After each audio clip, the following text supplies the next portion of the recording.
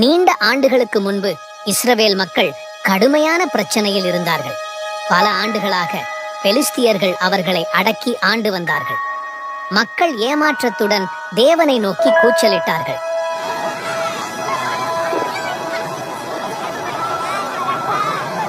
அவர்களின் ஜெபத்திற்கு பதிலளிக்க தேவன் ஒரு அற்புதமான முடிவை எடுத்து இருந்தார். ஒரு வலிமையான வீரன் பிறக்கப் போகிறான். அவன் இஸ்ரவேல் மக்களை மீட்பான். அந்த குழந்தைதான் சிம்சோன்.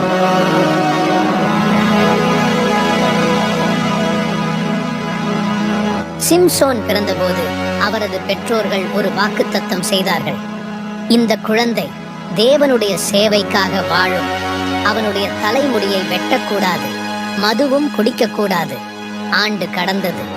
சிம்சோன் வளர்ந்தான். ஆனால் சாதாரணமாக அல்ல, அவன் மிக வலிமையானவன். ஒரு நாள் சிம்சோன் காட்டில் நடந்து சென்ற போது ஒரு சிங்கம் அவனை தாக்க வந்தது. ஆனால் சிம்சோன் பயப்படவில்லை. அவன் தேவனின் ஆற்றலால் அந்த சிங்கத்தை கரங்களால் இழுத்து விட்டான்.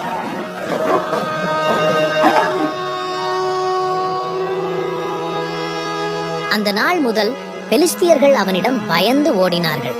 ஆனால் ஒரு விஷயம் அவர்களுக்கு சந்தேகமாக இருந்தது.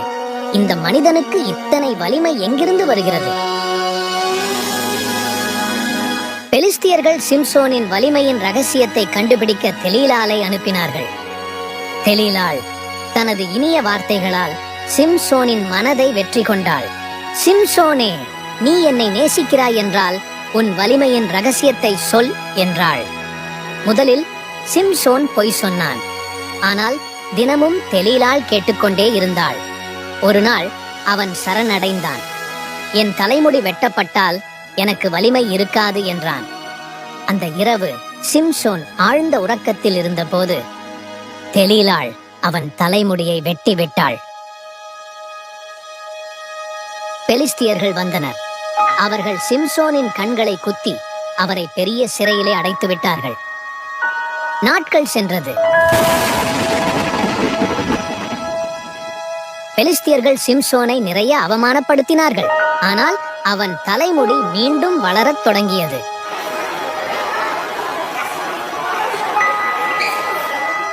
ஒரு நாள் பெலிஸ்தியர்கள் ஒரு பெரிய கொண்டாட்டம் வைத்தார்கள். அவர்கள் அனைவரும் சிம்சோனை கண்டித்து கிண்டல் செய்தனர்.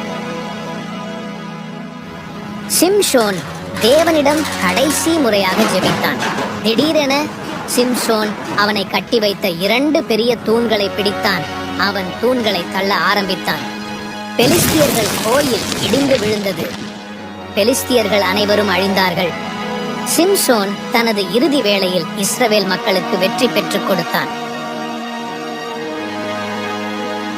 சிம்சோன் பல சக்திகளை பெற்றிருந்தும் தவறான இடத்தில் தனது நம்பிக்கையை வைத்ததால் அவன் வீழ்ந்தான்.